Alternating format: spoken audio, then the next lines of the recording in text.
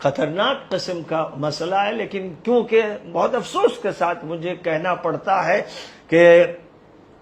دیوبند کے 2 ٹکڑے ہوئے، سن 1980 کی بات ہے، اور ایک دیوبند حضرت مولانا محمد قاسم نانوتوی رحمۃ اللہ علیہ نے قائم فرمایا تھا، اور ان کے اہل بیت اس کو چلا رہے تھے نہایت حسن و خوبی کے ساتھ۔ اور واقعہ یہ ہے کہ حضرت مولانا قاری محمد طیب صاحب رحمۃ اللہ علیہ، جو حضرت مولانا قاسم نانوتوی رحمۃ اللہ علیہ کے پوتے تھے، اتنے نفیس آدمی تھے، اتنے زیادہ ربانی عالم تھے، ایسے بزرگ اور اللہ والے تھے کہ ان پر شبہ کرنا جائز نہیں۔ لیکن دیوبند کے کچھ ایسے مولوی تھے یزیدی قسم کے، جنہوں نے ان کی بے عزتی کی، ان پر فتوے لگائے، ان کو نکال دیا،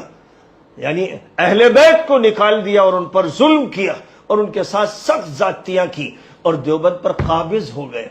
اب ظاہر ہے کہ وہ دیوبند پر قابض ہوئے اندرا گاندھی کے ذریعے، تو یہ دوسرا دیوبند جو اصلاً پہلا تھا جس سے اہل بیت کو نکالا گیا،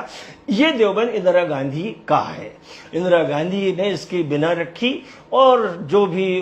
اس کے ساتھ تھے سب کو معلوم ہے، تفصیلات میں جانے کی ضرورت نہیں۔ تو اب ان کی قسمت ایسی خراب ہوئی اور ایک لعنت ایسی مسلط ہوئی کہ انہوں نے پھر دیوبند کے ٹکڑے کیے، مظاہر علوم کے ٹکڑے کیے، پھر جمعیت کے 4 ٹکڑے ہوئے، پھر تبلیغ کے 2 ٹکڑے کر کے بیچاری سیدھی سادی جماعت تبلیغ جو صرف زمین کے نیچے اور آسمان کے اوپر کی بات کرتی ہے، اس تبلیغ کے بڈھوں کو لڑوا دیا، سر پھڑوا دیے اور جان سے مروا دیا۔ یہ سارے کارنامے ہیں اندرا گاندھی کے، دیوبند کے مفتیوں کے، مولویوں کے، اور جو کہیے کہ غنڈے ملاؤں کے یہ کارنامے ہیں۔ اس لیے پہچان لیے جاتے ہیں حضرت علی کو، جو مسجد نبوی میں اور دیگر مساجد میں گالیاں دے رہے تھے، وہ مسلمان تھے، وہ کلمہ بھی پڑھتے تھے، نماز بھی پڑھتے تھے، لیکن منحوس تھے، بدقسمت تھے، شقی تھے، اس لیے انہوں نے یہ سب کام کیا اور طویل عرصے تک کیا۔